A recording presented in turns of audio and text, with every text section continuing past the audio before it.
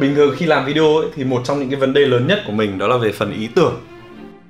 Không phải là vì mình ngu quá không nghĩ ra được cái gì, mà thực ra mình có rất là nhiều ý tưởng, nhưng mình lại gặp vấn đề trong cái việc tổng hợp và sắp xếp những ý tưởng này lại thành một cái video hoàn chỉnh.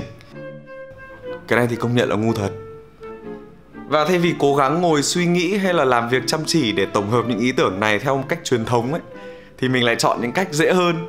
Đấy là đi chơi này, hoặc là sử dụng một số những cái chất bổ trợ. Tại vì mình nghĩ là cái việc này nó sẽ có ích cho sự sáng tạo của mình.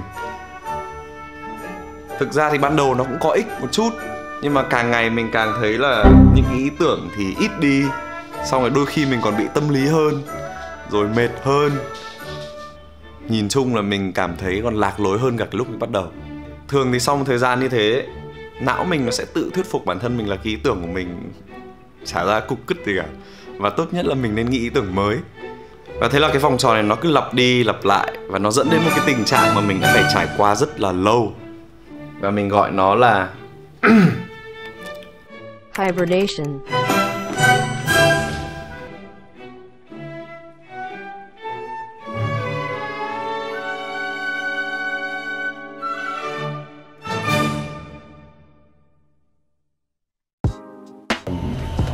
Boy lớn đầu rồi nhưng vẫn đi công viên thủ lệ. Đấy là chúng mình. Có mỗi video tập 2 của series này thì hôm nay bọn mình sẽ làm một điều đặc biệt hơn. Đấy là mình sẽ đi ra sở thú. Và quên, hôm nay video có 2 khách mời chưa giới thiệu. Đó là Tùng Sơn. Hello. Và yeah.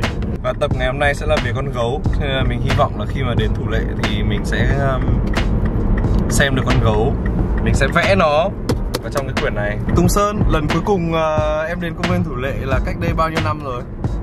Có một lần là cho xoáy đi, cách đây là 3 năm. 3 năm. Không biết là bây giờ thì đến mức nào rồi. Chúng ta hãy cùng chờ xem. Trên thế giới thì có đến 8 loài gấu khác nhau. Và thực ra trong đấy thì mình thích nhất là con gấu trắng. Nhưng mà trước khi đi thì mình đã tìm hiểu được là ở Việt Nam ấy chỉ có 2 loài gấu sinh sống, đó là gấu chó và gấu ngựa. Và 2 con này thì đều màu đen. Cho nên là mình đoán là khi tới nơi thì mình sẽ gặp được loài gấu ngựa. Đi được một lúc thì bọn mình dừng chân ăn phở, tại vì việc gì quan trọng nhất thì phải làm trước.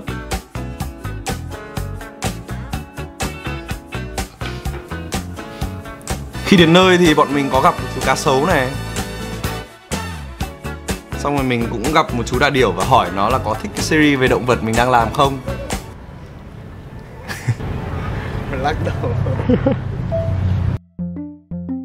Sau đấy mình gặp lại loài công. Và như mình đã nói thì đừng bao giờ khinh thường loài công. Tiếp theo thì mình gặp một chú vượn. Và định cho nó ăn nhưng mà ném hơi ngu. Thế là bọn mình mua thêm ít quả để quay trở lại, vì mình không muốn làm người khác thất vọng. Không đấy, loại. Chứ đừng nói đến vượn.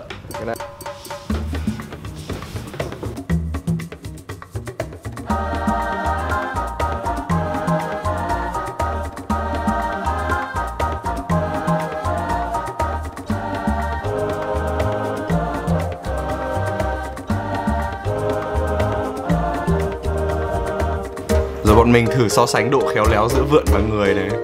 Phục quá. Ngay sau đấy thì bọn mình gặp một chú hổ trông cũng khá là căng. Và tiếp theo đó mình gặp ngay một chú sư tử đến từ châu Phi.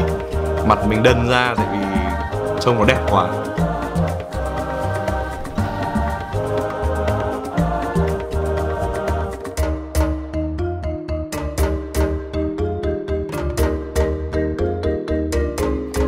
Và cuối cùng thì chúng ta cũng đến chuồng của gấu ngựa. Và mình lôi giấy bút ra để vẽ. Lúc đi hơi vội nên mình quên mất không mang bút chì mà lại mang mỗi bút bi. Rồi tạ.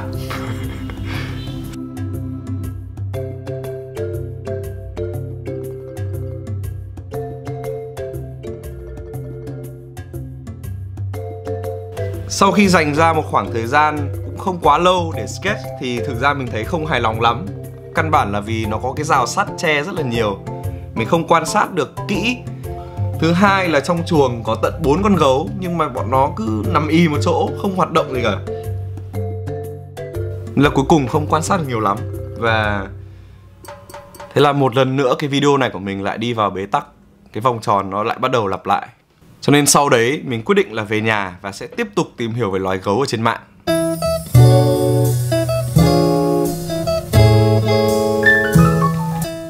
Các bạn có biết là gấu Bắc Cực thực ra là màu đen chứ không phải là màu trắng. Do bộ lông nó có tính chất đặc biệt là rỗng ở bên trong, phản chiếu lại ánh sáng mặt trời nên nhìn nó màu trắng. Nhưng thực ra ở bên trong da gấu Bắc Cực ấy nó lại là màu đen. Và mặc dù trông to xác chậm chạp nhưng mà loài gấu nó có thể đạt đến tốc độ tối đa là 65 km/h, tức là nhanh hơn cả người chạy nhanh nhất thế giới. Thêm một điều nữa là cái con gấu koala nhìn đáng yêu này thực chất không phải là gấu, mà nó được tính là thú có túi. Đấy, tìm hiểu về loài gấu đâu có đơn giản đâu, không thể làm một cách qua loa được. Gấu được tính là động vật hung dữ, ăn thịt. Và một trong những đòn thế yêu thích của nó là vả. Cho nên nhiều người còn hay dùng từ đầu gấu để chỉ những người hung dữ, côn đồ. Ban đầu thì mình cũng không hiểu lắm, nhưng mà qua nghiên cứu ấy, thì mình đã lý giải được là vì sao. Tức là thời xa xưa ở trong làng ấy, chỉ có những người căng nhất mới dám đi săn gấu. Xong rồi lột da, đội nó lên đầu, xong rồi đi về làng. Thế là người làng nhìn thấy mới bảo là ui, anh ấy đầu gấu vã. Cho đến thời nay thì chúng ta vẫn phân biệt đầu gấu bằng cách nhìn lên đầu thôi. Chỉ khác là bây giờ chúng ta nhìn kiểu tóc. Bố mày sợ mày quá, bố kéo cả lo. Vãi lồn luôn, đầu cắt moi. Các bạn nên nhớ là DiCaprio đã mất đến 40 năm sự nghiệp và phải đánh nhau với gấu thì mới có được Oscar đầu tiên. Điều này chứng minh gì ạ? Mặc dù ngoài đời loài gấu thì như thế, nhưng mà trong nhiều nền văn hóa hay là trên phim ảnh thì gấu lại thường có những cái hình ảnh khá là dễ thương. Và đặc biệt ấy, gấu đôi khi còn được coi là biểu tượng của tình yêu. Ở Việt Nam nhiều người còn gọi người yêu của mình là gấu cơ mà. Có thể là vì đòn sở trường của họ cũng là vả. Và nhân tiện đang nói về tình yêu và gấu, mình muốn giới thiệu cho các bạn đang tìm kiếm gấu cho bản thân mình một app hẹn hò được phát triển hoàn toàn bởi người Việt, có tên là Fika. Các tính năng đặc biệt của app là: thứ nhất là 100% người thật. Trên app Fika sẽ duyệt tất cả các ảnh user sử dụng, sẽ chụp ảnh xác minh danh tính xem có đúng người đó không thì mới được tham gia app. Nên là các bạn sẽ không phải lo bị đầu gấu lấy ảnh người khác giả mạo là mình này, hoặc là ảnh không rõ ràng. Thứ hai, app có rất nhiều tính năng hỗ trợ bắt chuyện. Nếu match rồi mà không biết mở lời thế nào thì có thể sử dụng game câu hỏi thả thính, rất là phù hợp cho những chú gấu thầm lặng phải không nào. Thứ ba là hộp quà bí mật. Hộp này sẽ chứa những profile mới mỗi ngày. Khi mở hộp quà thì sẽ có 3 bạn ngẫu nhiên được thuật toán AI gợi ý là phù hợp đúng với gu của bạn nhất. Và các bạn chỉ có 24 giờ để bắt chuyện và kết đôi thôi. Nếu không thì có thể bỏ qua và ngày mai các bạn sẽ được gợi ý 3 người khác. Chúc các bạn sẽ sớm tìm được gấu của mình qua app Fika và series thích thú này. Lúc gặp được nhau thì các bạn có thể hóa thú luôn. Lúc đấy thì các bạn thích hóa thành con gì cũng được. Ok, quay trở lại với loài gấu thì ngoài trên phim ảnh ra, mình biết là mỗi loài động vật đôi khi nó cũng là biểu tượng hay đại diện cho một quốc gia nào đó. Và ở trong trường hợp của con gấu ấy thì nó là biểu tượng của nước Nga. Khi mình phát hiện ra điều này thì mình cảm thấy rất là bất ngờ. Và trước khi chapter này kết thúc ấy, mình đã kịp mời một chuyên gia đến từ Nga để có thể tham gia vào cái talk show đặc biệt của mình, bàn luận về con gấu.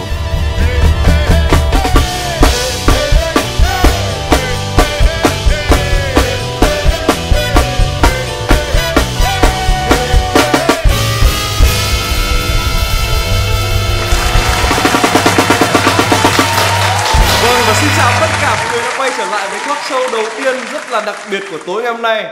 Tôi chính là Huy My, host của các bạn đây. Và hôm nay chúng ta cũng chào đón một khách mời rất đặc biệt trong tập đầu tiên của talk show này. Đó chính là...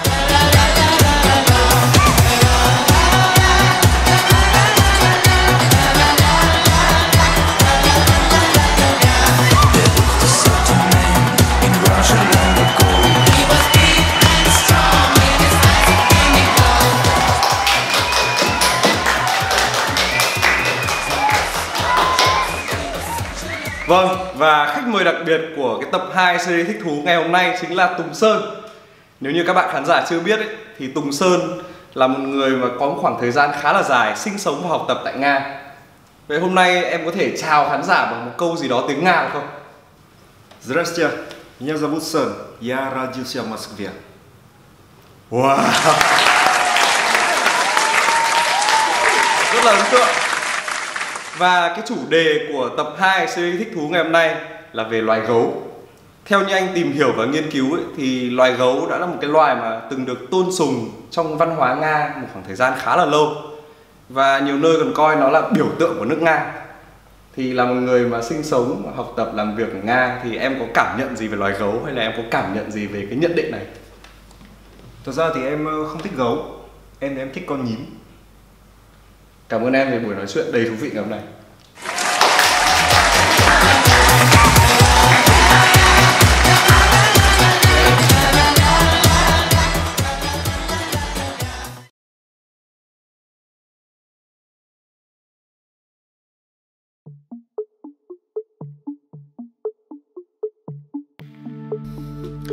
Có 3 lý do mà mình cảm thấy mình có thể liên hệ được với con gấu. Thứ nhất là ngoại hình của mình bây giờ.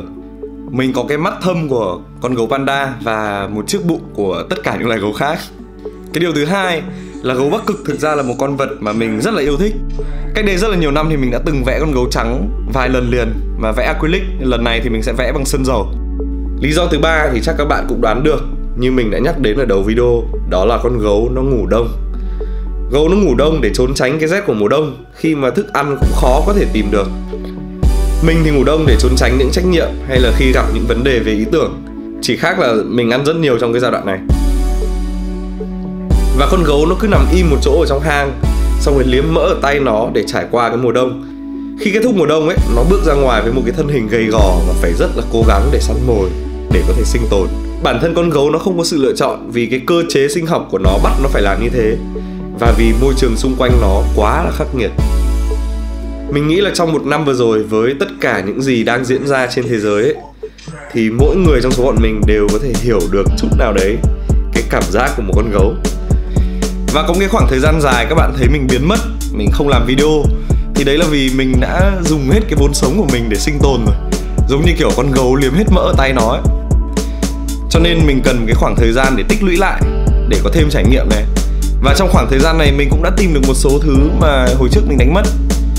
Và mình nhận ra là những cái quãng thời gian khó khăn này tất nhiên là nó không dễ chịu, nhưng đôi khi nó cần thiết để giúp mình trở nên cứng cáp hơn, gấu hơn. Và cái điều quan trọng nhất ấy là mình tìm lại được niềm vui, nhất là khi làm những cái video cảm động như này.